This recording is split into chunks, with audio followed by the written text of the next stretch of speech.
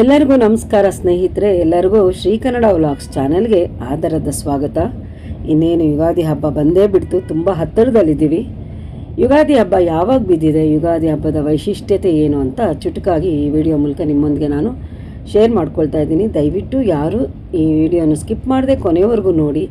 ಯಾರೆಲ್ಲ ಸಬ್ಸ್ಕ್ರೈಬ್ ಆಗದೆ ನೋಡ್ತಾ ಇದ್ದೀರೋ ದಯವಿಟ್ಟು ಅವರೆಲ್ಲ ಸಬ್ಸ್ಕ್ರೈಬ್ ಮಾಡಿಕೊಂಡು ನನ್ನ ಚಾನಲನ್ನು ನೋಡಿ ಅಂತ ಹೇಳ್ತಾ ನಾನು ಮುಂದುವರಿಸ್ತಾ ಇದ್ದೀನಿ.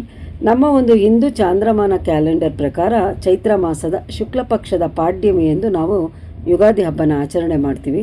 ಈ ವರ್ಷ 2026ನೇ ವರ್ಷದಲ್ಲಿ ಮಾರ್ಚ್ 19ನೇ ತಾರೀಕು ಗುರುವಾರ ಈ ಯುಗಾದಿ ಹಬ್ಬ ಬಿದ್ದಿದೆ.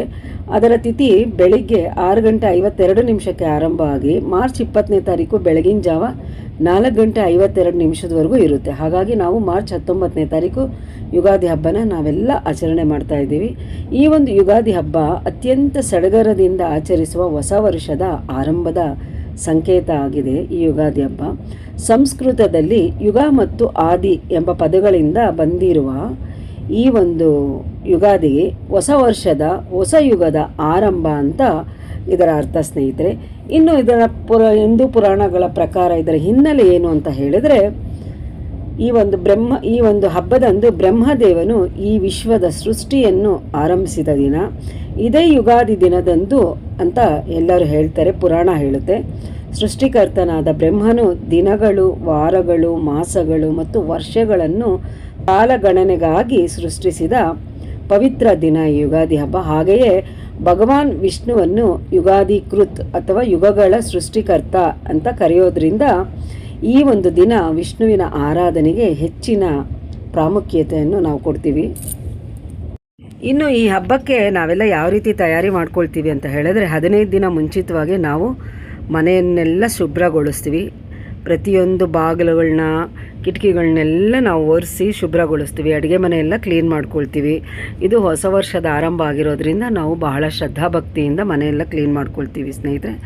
ಮತ್ತು ಅವತ್ತಿನ ದಿನ ಏನು ಮಾಡ್ತೀವಿ, ಬೆಳಗ್ಗೆನೇ ಹೇಳ್ತೀವಿ, ಮುಂಜಾನೆನೇ ಎದ್ದು, ಹಬ್ಬದ ದಿನ ಮುಂಜಾನೆನೇ ಎದ್ದು ತಲೆಗೆ ನಾವು ಎಣ್ಣೆ, ಅದು ಎಳ್ಳೆಣ್ಣೆ ಆಗಿರ್ಬೋದು, ಹರಳೆಣ್ಣೆ ಆಗಿರ್ಬೋದು, ಅದರಿಂದ ಅಭ್ಯಂಜನ ಸ್ನಾನವನ್ನು ಮಾಡೋದು ನಮ್ಮ ಒಂದು ಈ ಹಬ್ಬದ ಅತಿ ಮುಖ್ಯವಾದ ಒಂದು ಆಕರ್ಷಣೆ ಅಥವಾ ಸಂಪ್ರದಾಯ.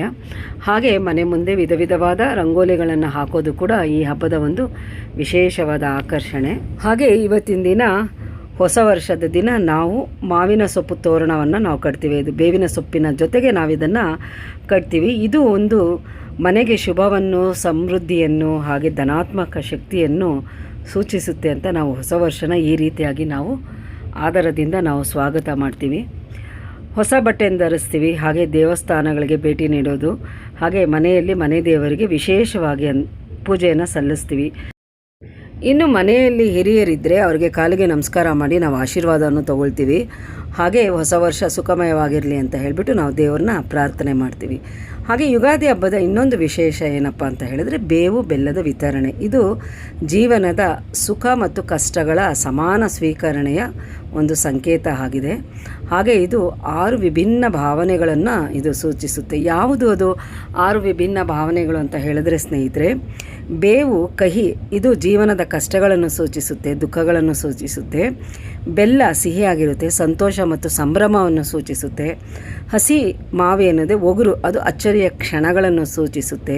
ಹುಣಸೆ ಹಣ್ಣು ಹುಳಿಯಾಗಿರುತ್ತೆ, ಅದು ಸವಾಲುಗಳನ್ನು ಸ್ವೀಕರಿಸುತ್ತೆ. ಹಾಗೆ ಉಪ್ಪೇನಿದೆ ಬದುಕಿನ ಸಮತೋಲನವನ್ನು ಕಾಪಾಡ್ಕೊಳೋದನ್ನು ಸೂಚಿಸುತ್ತೆ. ಒಟ್ಟಾರೆಯಾಗಿ ಜೀವನದಲ್ಲಿ ಬರುವ ಸುಖ ದುಃಖಗಳನ್ನು ನಾವು ಸಮಾನವಾಗಿ ಸ್ವೀಕರಿಸಬೇಕು ಎನ್ನುವ ಒಂದು ದೊಡ್ಡ ಸಂದೇಶವನ್ನು ಯುಗಾದಿ ಹಬ್ಬದಿಂದ ಬೇವು ಬೆಲ್ಲ ನಮಗೆ ಸಂದೇಶ ನೀಡುತ್ತೆ. ಹಾಗೆ ಈ ಒಂದು ಹಬ್ಬದ ದಿನ ವಿಶೇಷವಾಗಿರುವಂಥ ಅಡುಗೆ ಎಲ್ಲ ಮನೆಯಲ್ಲೂ ಒಬ್ಬಟ್ಟು, ಹೋಳಿಗೆ, ಚಿತ್ರಾನ್ನ, ಮಾವಿನಕಾಯಿ ಚಿತ್ರಾನ್ನ ಇದು ಸರ್ವೇ ಸಾಮಾನ್ಯವಾಗಿರುತ್ತೆ. ಹಾಗೆ ವಿಧ ವಿಧವಾದ ಪಲ್ಯಗಳನ್ನು ಕೂಡ ನಾವು ಮಾಡಿಕೊಂಡು ಊಟ ಮಾಡ್ತೀವಿ ಸ್ನೇಹಿತರೆ.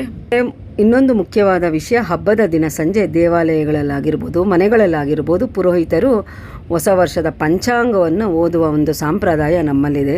ಇದರಲ್ಲಿ ಮಳೆ, ಬೆಳೆ, ಆರ್ಥಿಕತೆ ಮತ್ತು ವೈಯಕ್ತಿಕವಾದ ಭವಿಷ್ಯದ ಬಗ್ಗೆ ಮಾಹಿತಿ ಇರುತ್ತೆ. ಈ ಯುಗಾದಿ ಹಬ್ಬ ರೈತರಿಗೆ ಹೊಸ ಕೃಷಿ ಚಟುವಟಿಕೆಗಳ ಆರಂಭದ ಕಾಲವೂ ಹೌದು.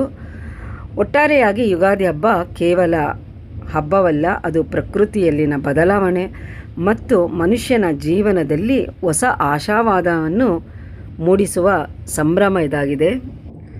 ಹೊಸ ಭರವಸೆ ಮತ್ತು ಸಕಾರಾತ್ಮಕತೆಯಿಂದ ಆಶಾಭಾವನೆಯನ್ನು ಮೂಡಿಸುವುದೇ ಈ ಹೊಸ ವರ್ಷದ ಒಂದು ವಿಶೇಷ. ಹಾಗೆ ಈ ಹೊಸ ವರ್ಷವನ್ನು ಬರಮಾಡಿಕೊಳ್ಳಲು ಯುಗಾದಿ ಸೂಕ್ತವಾದ ಒಂದು ಹಬ್ಬ ಆಗಿದೆ. ಹೊಸ ಉದ್ಯಮ ಆಗಿರ್ಬೋದು, ಕೆಲಸಗಳನ್ನು ಆರಂಭಿಸಲು ಅತ್ಯಂತ ಶ್ರೇಷ್ಠ ದಿನ. ಪ್ರಕೃತಿನಲ್ಲಿ ಹೊಸ ಚಿಗುರು ಹೇಗೆ ಮೂಡುತ್ತೋ ಹಾಗೆ ಮನುಷ್ಯನ ಜೀವನದಲ್ಲಿ ಹೊಸ ಉತ್ಸಾಹವನ್ನು, ಹೊಸ ಆಶಾಭಾವನೆಯನ್ನು ತುಂಬುವ ಹಬ್ಬ ಇದಾಗಿದೆ ಸ್ನೇಹಿತರಲ್ಲೇ. ತಿಳ್ಕೊಂಡ್ರಲ್ಲ ಸ್ನೇಹಿತರೆ, ಇದು ಒಂದು ಯುಗಾದಿ ಹಬ್ಬದ ನನ್ನ ಮಾತುಗಳಲ್ಲಿ ಚುಟುಕಾದ ಮಾಹಿತಿ. ಈ ವಿಡಿಯೋ ನಿಮಗೆಲ್ಲರಿಗೂ ಇಷ್ಟ ಆಗ್ಬೋದು ಅಂತ ನಾನು ತಿಳ್ಕೊಂಡಿದ್ದೀನಿ. ಇಷ್ಟ ಆಗಿದ್ದಲ್ಲಿ ದಯವಿಟ್ಟು ಲೈಕ್ ಮಾಡಿ, ಶೇರ್ ಮಾಡಿ, ಹಾಗೆ ಕಮೆಂಟ್ ಮಾಡಿ. ಹಾಗೆ ಎಲ್ರಿಗೂ ಹೊಸ ವರ್ಷದ ಹಾರ್ದಿಕ ಶುಭಾಶಯಗಳು. ಆ ಭಗವಂತ ನಿಮ್ಮೆಲ್ಲರನ್ನು ಸುಖ ಸಂತೋಷದಿಂದ ಇಡಲಿ ಅಂತ ಹೇಳ್ತಾ ನಾನು ಈ ವಿಡಿಯೋನ ಇಲ್ಲಿಗೆ ಮುಗಿಸ್ತಾ ಇದ್ದೀನಿ. ಮತ್ತೆ ಒಂದೊಂದು ಮಾಹಿತಿಯೊಂದಿಗೆ ನಿಮ್ಮನ್ನು ಭೇಟಿ ಆಗ್ತೀನಿ. ಅಲ್ಲಿವರೆಗೂ ಎಲ್ರಿಗೂ ನಮಸ್ಕಾರ.